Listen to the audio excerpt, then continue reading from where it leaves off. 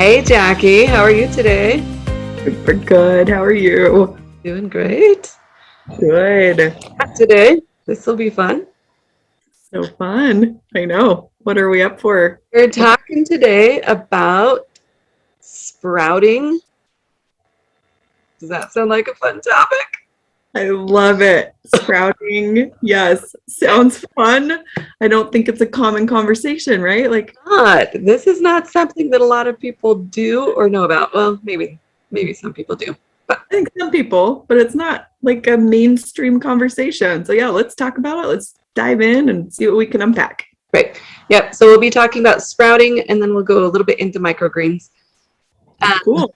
Just briefly. Yeah. So this is a topic that is fun to explore and it's a lot of fun to do and it's fun for kids to do. And it's really, as far as things you can do to grow food, it's one of the quickest, quite honestly. So And simple. It's easy. so easy. So Jackie and I are both members of the Church of Jesus Christ of Latter-day Saints, and our church is run by, not run, it's, we have a prophet that is in charge of our church, and we have a little song that we teach our children, and it says, the prophet said to plant a garden. And that's something that a lot of members of our church do, is plant gardens, and like we work on these self-sufficiency items, right? So I always like to say, the prophet said to plant a garden, but he didn't say how big it should be.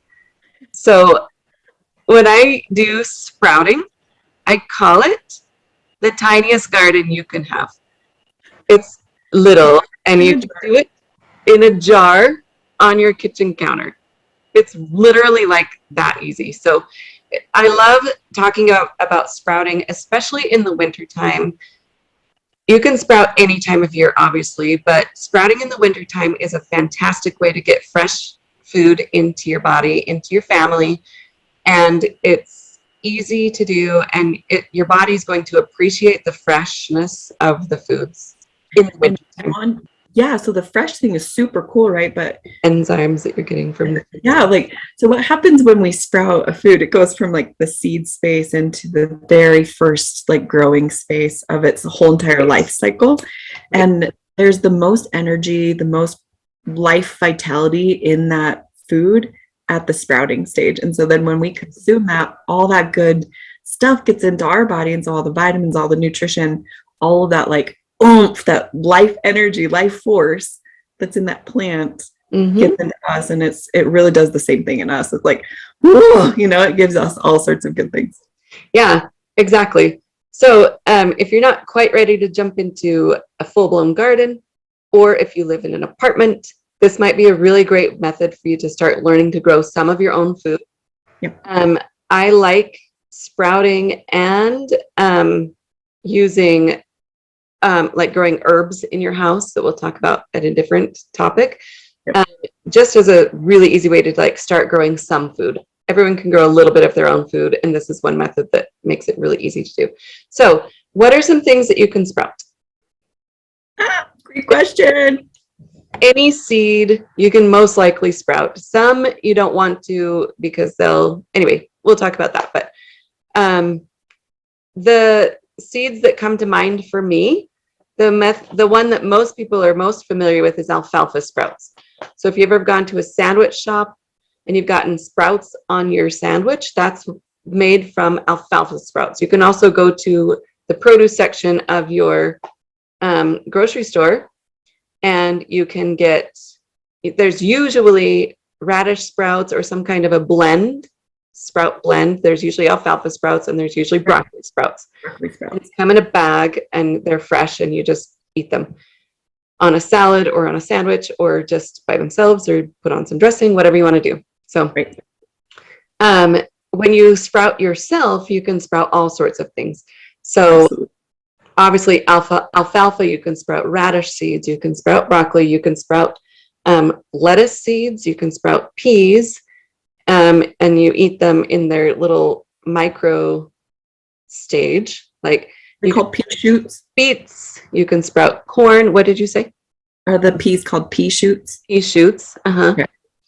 Yep. And then you can also sprout anything that's a grain. So wheat comes to mind. If you grow it a little bit longer, it turns into wheat grass, and then some people juice that. You don't really eat the grass itself because it's hard to digest. Humans are not grass eating animals. Right. Unlike cows and goats and things. Sprout the wheat grains and eat them in their tiny sprouted stage. You can sprout millet and quinoa and chia seeds and all the things. So you can sprout seeds and nuts. Yep. You can also sprout pumpkin seeds, sunflower seeds. Sunflower seeds are cool because they turn into. I've seen a lot of people do microgreens. We'll talk about that in a minute from sunflower seeds. But so seeds and nuts, so almonds, cashews, those kinds of things. Beans, legumes, all those things you can sprout as well.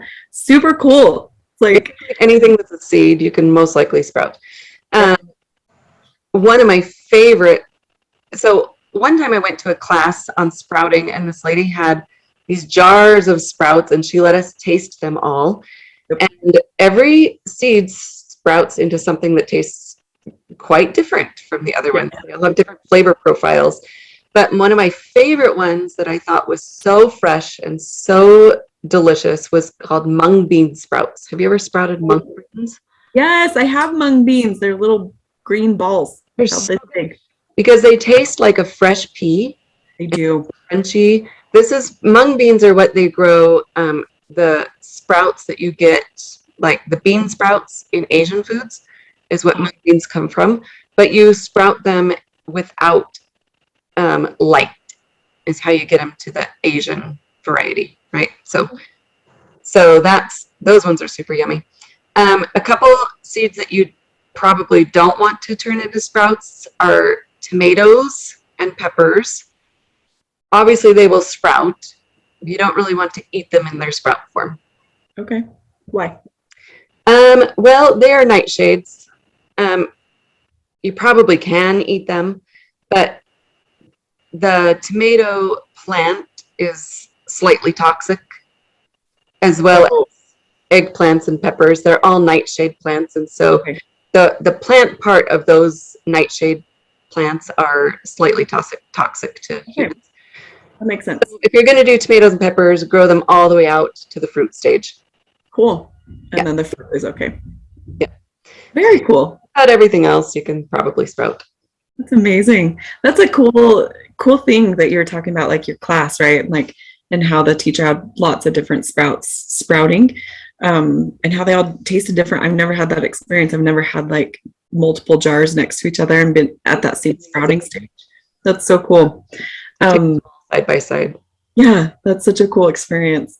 That's kind of amazing that she could do that because all things sprout at slightly different time intervals. So she probably had to like backtrack and get it all scheduled at the same time. Sprouting expert. It was pretty incredible. So, and she had like sprouted breads. Anyway, so we'll talk about that too. Yeah. Anyway, so the process of sprouting is simple.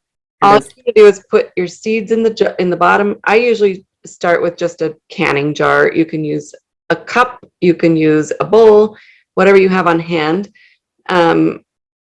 I generally sprout in glass, but you can sprout in plastic or whatever. So right, because we're not exposing anything to heat, so technically plastic is okay, but I generally use glass too. I'm making a batch of alfalfa sprouts.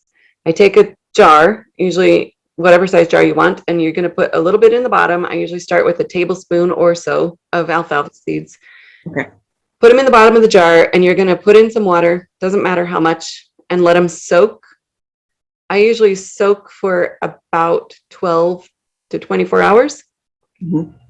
You don't have to soak. And I just leave them there.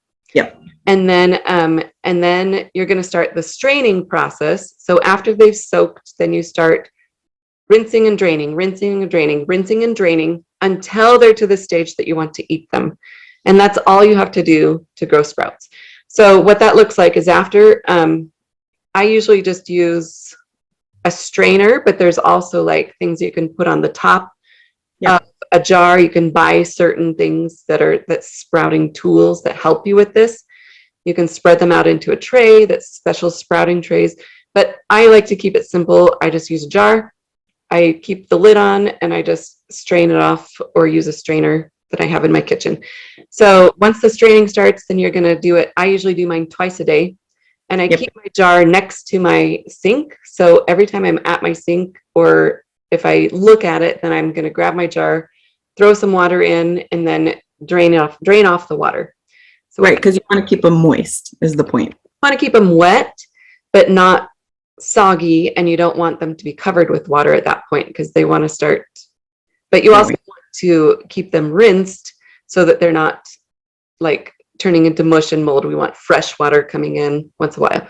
So twice a day, you drain off. So after the first soak, you drain off the water, and then you let them sit for 12 hours. And then you come back and add fresh water, swish it around a little bit, and then you drain off the water. After, depending on the seed, but alfalfa sprouts, after a day or two, you're going to start seeing little tiny white tails coming out of the seed, and they grow longer and longer. And you just keep rinsing and draining, rinsing and draining. And then after a couple days, they start growing the greens. And they'll get taller and taller, and then they'll be at a stage that you're like, hey, this is what I want to eat, and they're ready to go. At that point, I usually pop mine into the fridge. Yep, slows it down. Yeah, it slows down the growing process, and then we just pull them out of the jar and eat them as we need to. Yep. Technically, I've eaten them as soon as those little white tail. That's the technical side of sprouting. Is like as soon as that little white part starts popping out of its growing side, the part of the plant that like where it starts growing. As soon as you start seeing that, it's technically at sprouting stage, and then like Laura said, you just get to determine how long it goes, what stage you're going to want to eat at different stages, right? Like I mentioned, wheat, you don't want to eat that fully grown out because it turns into a grass, but you do want to eat them as soon as that tail starts to grow. Right. Sprouted grains at that stage. Yep.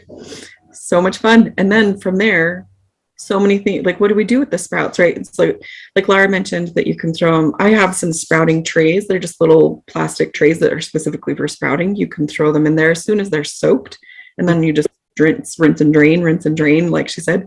But it's super simple if you don't have any special equipment, just to use a mason jar, like she said. I have done this occasionally, but it's nice to actually, if you have like a little thing to keep like a lid or a mesh or something to keep everything inside, it's nice to tip it on it like a 45-degree angle. So over those 12 hours, it just keeps draining off any excess liquid. Not required, but it's a nice little tip to do. But once everything's sprouted and you're like, hey, this is where I'm at, like she said, you can slow the growing process down by throwing things in the fridge. So if you're like, hey, I only want those tiny little white things, and that's the stage I want, as soon as those show up, throw it in the fridge. Right. And then you can eat it until it's all consumed and start a new jar. Or you can let it grow on the counter for a little while, and then you're like, well, because sometimes I sprout too much sometimes. And I'm like, oh, I can't eat all this as quickly as I want to. And so I eat as much as I can, and then I throw it in the fridge and give myself like a 3-day break. And then I go back and eat more sprouts. But you have to learn how to get them into your diet because they do grow really quickly. And that's the thing with sprouts. Yeah, and if you're sprouting your grains, like if you're sprouting wheat or oats or any of those grainy types of seeds, once you see those little tails growing, I've heard you can also dry them at that stage. Yeah. So throw those in your dehydrator, and then I've also heard you can grind it into flour at that point. They're dry. So sprouted breads are fantastic. You can also throw the fresh sprouts in and make bread out of sprouted grains, right? So, which is easier on our bodies to digest because it's already broken down. You're basically eating it in its vegetable form rather than its grain form. Yes, and that's what sprouting does. Exactly. I love that you brought that point up. Is that we're taking a seed with all potential to grow into a full plant. And we're turning it from a seed into the baby stages of its vegetable form, which is super cool. And then we're consuming it with all of that high level of nutrition and life energy in it. So that's the fun part about sprouts. Yeah, super fun. Let's talk about sprouts versus microgreens. Cool. Let's do it. Sprouts are, like we talked about, it's in the very beginning stages. That's why it's called sprouts, because it sprouts. As soon as it comes out of the seed, that's called a sprout, right? A microgreen, you have probably also seen those, maybe in the health food store. Microgreens are kind of popular right now in the health industry, and they are a lot of fun to do too. The difference between microgreens is you're going to grow them past the sprouted stage. So usually when you do microgreens, you're going to have a tray that you soak your seeds in, and then you spread them out on the tray, and then you want to keep them wet. I think most people probably just spritz them with a spray bottle. I think so. Sure. Like that. Rinse them with the water or whatever. Do people grow microgreens in potting soil or just in a tray? I have never seen them in potting soil. I've only seen them in trays. That doesn't mean you can't grow them in potting soil, but I've just seen trays. Okay, so it'd be similar. It'd be kind of in between growing it in soil and growing it in a sprouted form. So yes. It's kind of the in-between stage. And microgreens, you're going to need some kind of a grow light, or in the summer you could do it outdoors with the sunlight. But you're basically going to grow a whole tray of tiny baby plants and then cut them off and eat them in that form. So the thing with microgreens is you're going to need a lot of seeds. Sprouting, you need lots of seeds too, but microgreens, you're going to need a ton of seeds. I had a friend that wanted to do microgreens, and he bought some seeds from me, and I'm telling you, he needed like oodles and gobs of seeds. So something to keep in mind is you need more seeds to do microgreens, and you're also going to need grow lights if you're doing it indoor in the wintertime. And you're just going to grow them out into a bit larger stage and eat them more in their beginning leafy stage. I would imagine that most seeds are good at microgreen stage, like sprouts, at different heights, if that makes sense. So each one is going to be a little bit different, is what I'm saying. So like alfalfa, radishes might be a little bit different stage than if you were microgreening corn or peas or something like that. So. Okay. A couple other details as you asked that question of like, do people grow them in soil or in trays? I just had to look it up really quick. So apparently a lot of people use growing mats, which I think is kind of it's not soil, but it helps to facilitate the growth of the seed into that microgreen stage. You mentioned grow lights. I don't know that you are required to have grow lights. I think you can actually just put them in windowsill. Yeah. They have constant access. Especially if you're going to only microgreen them for like a week. Right. If you need to grow them out longer, you probably do need some kind of a lighting system. But if you're just doing it for a short period of time, you could probably get away with just natural lighting. Mm-hmm. Yeah, interesting. The question I have, I think, about microgreens, because this really is a space that I don't know a lot about. I've never actually grown them myself. I've just consumed them. Yeah, and I think my question would be, actually, it just ran away from my brain. But, as you talked about seeds, right, and how you need a lot of seeds for microgreens, I don't know the process. Like, if you grow a microgreen, let's take one seed and it turns into one microgreen plant, that's what you eat. Does that seed continually produce more after you've cut off that green part? I think it probably depends on the seed. Okay. So I would guess that most microgreens, just knowing a lot about plants in general, like most of them are probably cut and come again, is what that's called. Okay. Cut it off and then it keeps growing. So that would be your lettuces and spinach. Okay. I would assume radishes, broccoli, beets, things like that probably continue growing. Interesting. Come off. I don't know that peas and corn would, but any of your like grains, if you grow wheatgrass out, you can certainly cut and come again, and it just keeps growing. That's like your outdoor grass. You mow it and it grows back, right? So that's something you probably would need to experiment with or research before you start growing that. But yeah. Right.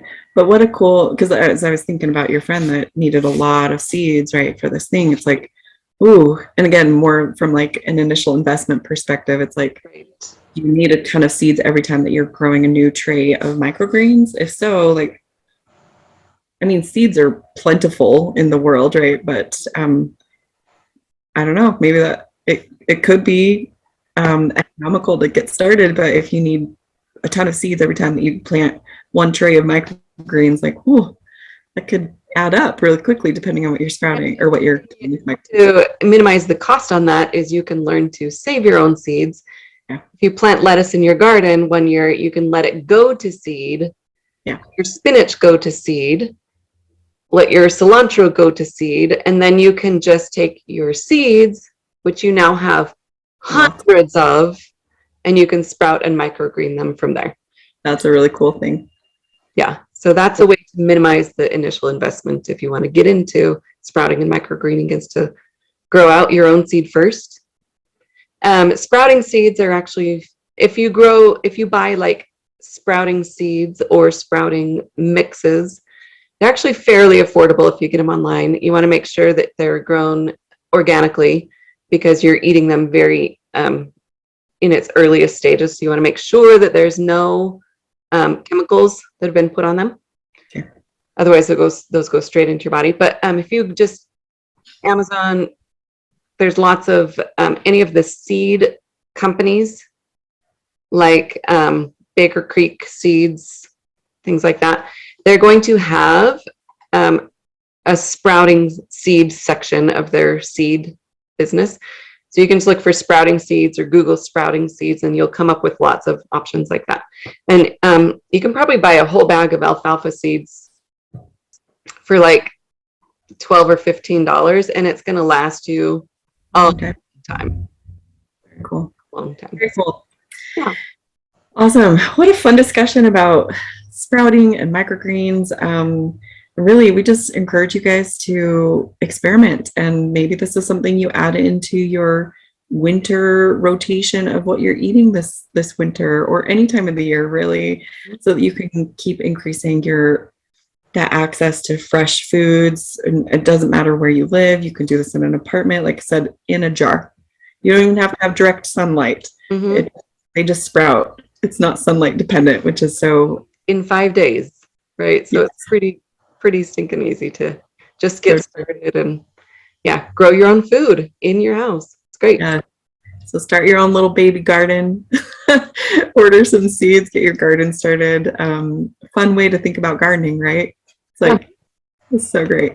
Get some fresh nutrition into your diet, and hopefully your health will improve. So that's what we hope for you. So go take some action. Love to hear about your experience about sprouting or microgreens or whatever you guys are doing, and let us know how it goes for you. We'd love to hear about your experiences. If you've tried sprouting before, if you've tried microgreens, you could probably educate us on it. And join us over in our Facebook group. We'll put a link down where you can access that Facebook group and join us over there. And we'd love to hear about your sprouting experiments. So, Thanks, guys. See you later.